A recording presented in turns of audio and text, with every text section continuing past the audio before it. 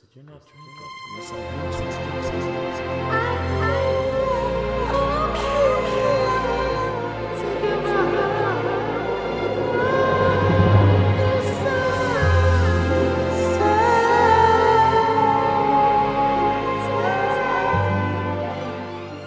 What is going on, world? I'm Wesley from ACONNECTIONTV, the network. The one channel on YouTube where we actually adopt similar connections to spot our differences, and the similar connection that I want to adopt with you right now is for the entertainment value that we all get from Love and Hip Hop New York. Now, I don't know if we all get it, but sometimes the episodes be on and popping. So we left off last week with Kim and Judy and Samantha and Mendices going at it, or Judy or Rudy going at it, because Judy was like, yeah, for real, Samantha, stop fronting. And then Samantha was like, fronting? Judy, how old are you? Splash, splash, splash. And then Grandmama Kim became the Incredible Hulk and was trying to get after Judy. And so Mendices tells Yandy, and Yandy, you know, she has to get involved because she's cordial with Samantha and she's cool with Kim. And, you know, she deals with the Mendices and she has to deal with Judy. So she's going furniture shopping, whatever. And Mendices meets her at the location to discuss what's going on. And you know what? I have to say, I really think that Mendices is lucky to have a female as mature as Yandy. Now, I don't know if Yandy is always like this or if she puts on for the cameras. I don't know. But if she is the way that she is on camera, Mendices is a lucky dude because she seems loyal. She seems smart. Because majority of these hip hop and housewife women aren't smart, or they don't display a decent level of intelligence. And I don't know, she seems like a ride or die, and she seems willing to deal with this mama drama. Like, I've never met a female that wants to deal with mama drama crap. She always says, you deal with it, you deal with it, you deal with it, you deal. You know what I'm saying? But Yandy is taking the initiative to meet with Samantha, to meet with Kim, to talk to Judy, to talk to Mendices, to get this resolved, because she cares about little Mendices. And I think that needs to be applauded. And so I'm going to applaud her. That's what's up, because she does not have to do any of that at all. And so she basically tells Mendices, look, bruh, you have to fix this, because unless you want the courts to send you a letter in the mail saying that they're going to fix it for us, we need to get this together. We need to get this straight. I'm going to speak to Kim, and we're going to do it. And she couldn't understand why the ladies are fighting and arguing and throwing drinks and all of that. I can't either. When you have grandmothers, well, can't really say that. Mama Joyce, yeah.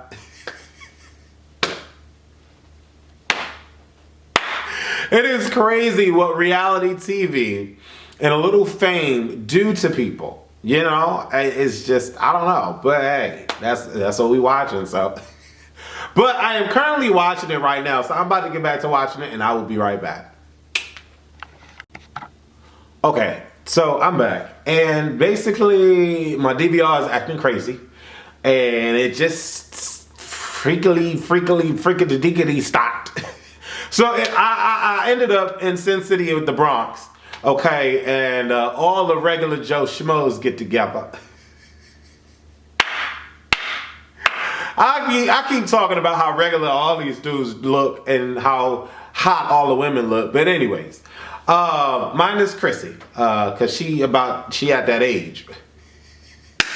But yeah, so all the dudes are talking about all their problems, all the woe is me's, and, you know, all of that and what have you. And, you know, Rich proceeds to talk about that he, K-Slade want him to work with Johnny Blaze and how he smashed and blah, blah, blah. And I'm like, oh, Jesus. And then Mendices is like, really? You want to work with her again? Like, what's wrong with you? And then Mendices goes into his story about the mamas fighting and all of that. And then the thing stopped. Then we pick back up with Yandy talking to Kim about how they need to come together, meet, and come to an agreement about little Mendices. Yandy is like, let's talk about the half a week situation. Kim is like, let's talk about going to court. So I'm like, oh, Jesus, here we go. And, you know, Kim you could tell that Kim had a little hint of smiling in her face because, you know, I'm gonna assume that this whole thing is new to her as far as being in camera and stuff, but it just looked like she wanted to laugh and smile. And she was like, yeah, so just make sure you bring the mother, because I got this cleaners bill for her. So apparently she had to take her clothes to the cleaner because of, you know, Judy throwing the drink on them. But I don't know. That's where I'm at right now. And I don't know. To be quite honest, grandmothers. That's all I'm going to say is they're grandmothers. Since Santana is looking bomb diggity on the street, she waiting for Paris Precious to come through so they could talk about how Rich is being regular rich and how Rich was being regular rich when he was with Erica Mena. And now Erica, what's going on, Erica? And now Rich is being the same way with Precious Paris. And I'm just like, yeah, y'all shocked. And, you know, Sin is like, you know, I need to throw together this awareness event. I didn't think it was going to be that difficult. It's really not that difficult throwing an event together. But that's neither here nor there. Sin, you know, was explaining to Paris, and Paris was explaining to Sin. Then we move past that, and then we get into Shade Moss finally being introduced to Love and Hip Hop. And well, not physically, you know, but yeah, Erica is finally breathing life into the whole Shade Moss story, and how Shade Moss was there for her when she was going through what she was going through with Sin, and how Shade Moss was telling Erica Mena what she should do to get back Sin. And I'm like, oh, if that's really the story, that's amazing. That's that's so cute. And apparently her and Shade Moss were friends for years. See, 8 years seems to be the magical number through all of these shows. Love and Hip Hop Hollywood.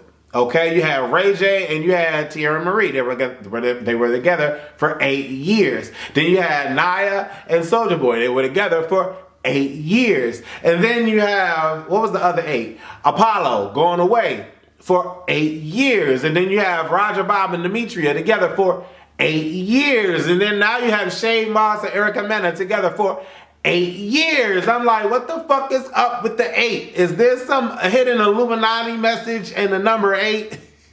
I just say, just had to throw that out there. Just had to throw that out there real quick.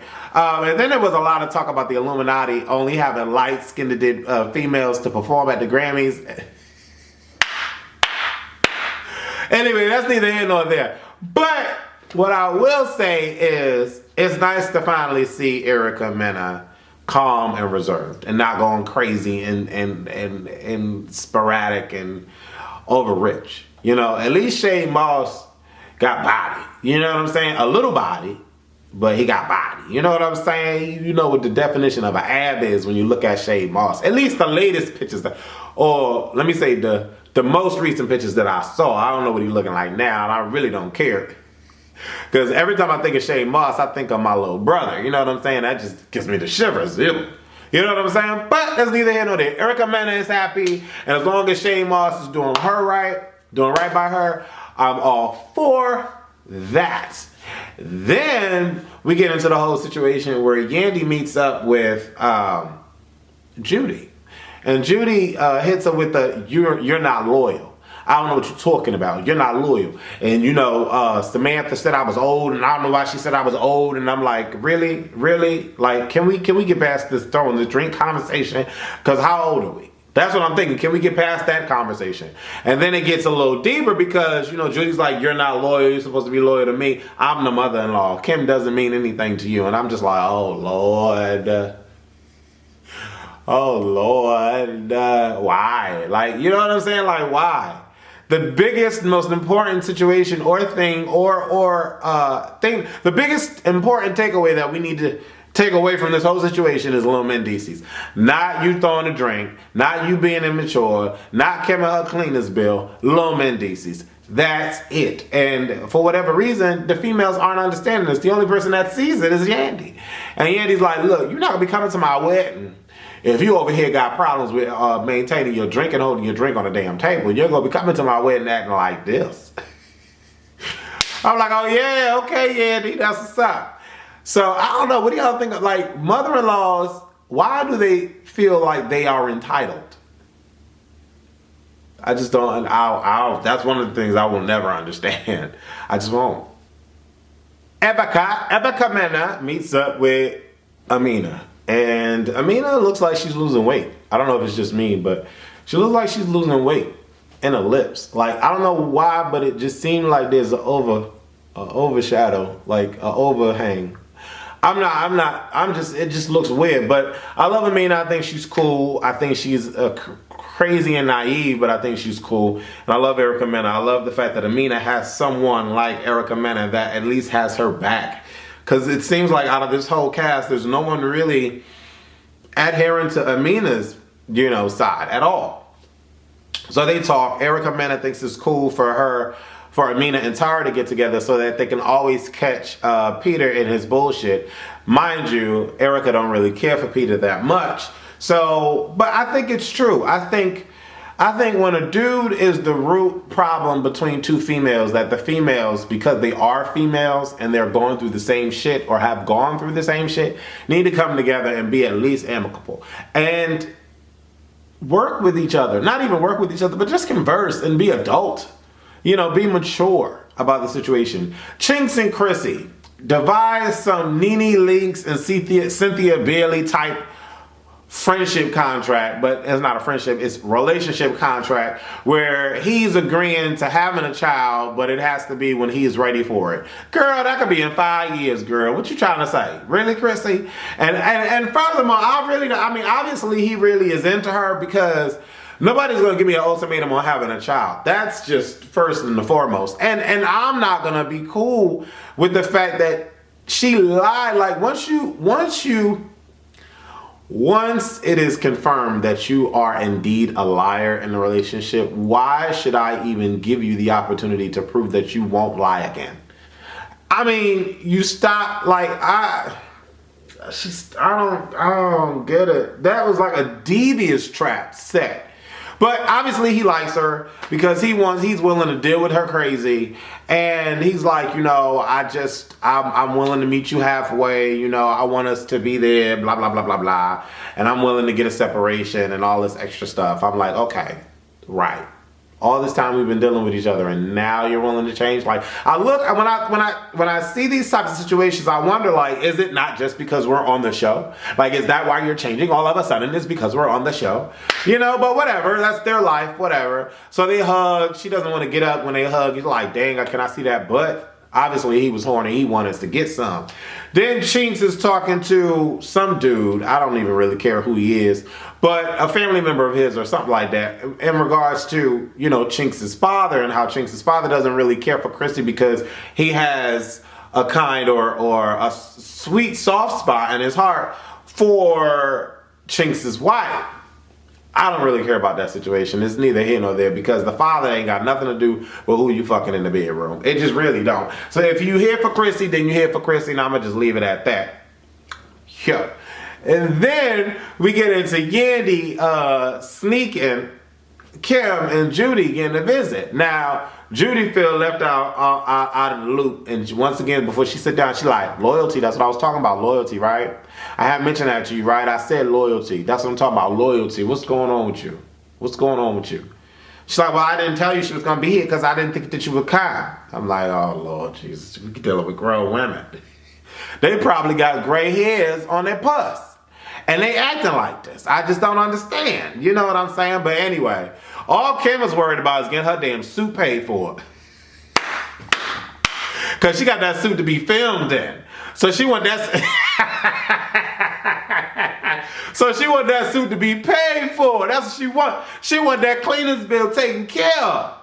So she like, all right, we could be cool, but here's the cleaner's bill. And Judy's like, what? Really? Really? She like, can we hug this out? They hug it out. That was cute. It was so kindergarten, but it was cute. Then we get into Precious Paris and Johnny Blaze. Now, I'm sorry, but Johnny Blaze is I'm not gonna say she's trying to be, but she's appearing to be a knockoff K. Michelle at the piano with the big ass and the weave. 'Cause I wanna tell you I love you. I wanna tell you goodbye. I don't want to tell you I love you, but I want to tell you goodbye. Goodbye, nigga, goodbye. Goodbye, nigga. What you thought about that? I'm like, wait, hold up. Wait, hold up. Johnny Blaze, Johnny Cage from Mortal Kombat, Johnny K. Michello, stop it. And here he come. Oh, that was alright. It was a little alright. No. No, what is Precious Paris doing? Because I want to hear what she doing. Because that was not the tea nor the crumpets. It really wasn't. Then here come Precious. She coming in. She strolling. Yeah, so I couldn't find, I couldn't get a hold of Rich or Poor. I couldn't get a hold of Poor, so I had to track him down. Because I knew where he was going to be. Because y'all told me, right? Y'all told me he was going to be here. So I knew he was going to be. And I just miraculously, I'm going to spring up. Like a spring chicken, like the Groundhog Day. Tell your ass winter's still coming, bitch, because I'm about to snowstorm on this motherfucker. Little did she know, y'all mess with Mortal Kombat Johnny Cage. Y'all mess with her in her session. At the end of the day, Johnny Cage had every right to be aggravated and every right to feel disrespected. Because when you're dealing with a session, that's money. Mind it, I don't know who was paying for what. Because at the end of the day, Johnny Cage, you was just sitting here talking to homeboy. So if she messing up your session where you was just talking, obviously, I don't know how long the time span was, but for another conversation again. But then again, at the end of the day, no. It was not, Precious Paris could have said, can we talk outside? And could have let K. Michello get back to her singing. You know what I'm saying? But she didn't. Precious Paris was rude. I mean, I could understand, I could completely see Precious Paris, if the roles were reversed, her being mad at this chick coming in all of a sudden barking on this dude, blah, blah, blah. And so she was like, I go from 0 to 100 real quick. I go from 0 to 100 real quick. Take that outside, my dude. Take that outside, my dude. She like, but I'm not going nowhere, though. I'm not going nowhere. I don't give a fuck. I'm not going nowhere, though. Johnny Cage got up. She was like, what? Take that outside, my nigga. Take that outside. Take that outside, my nigga. Take that outside. I'm like, oh, Jesus. We fighting over a session being disrupted. I don't know. These females over these ugliest dudes, like, But then again, it wasn't over Poor. It was over the fact that, Precious Paris disrupted and disrespected her session. But I'm not going nowhere, though. I'm not going nowhere.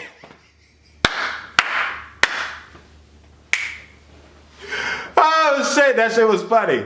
Anyways, I'm Wesley from ACONNECTIONTV, the network. Let me know what y'all thought about this review. Let me know what y'all thought about the episode Worlds Collide.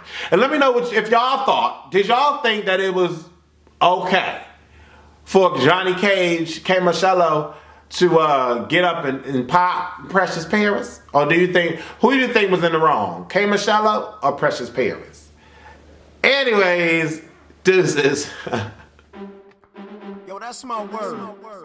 Man, how many mics does it take to get the center of the top? You know what I'm saying? Like, it's crazy out here, you know what I mean? Yo, BX, stand up.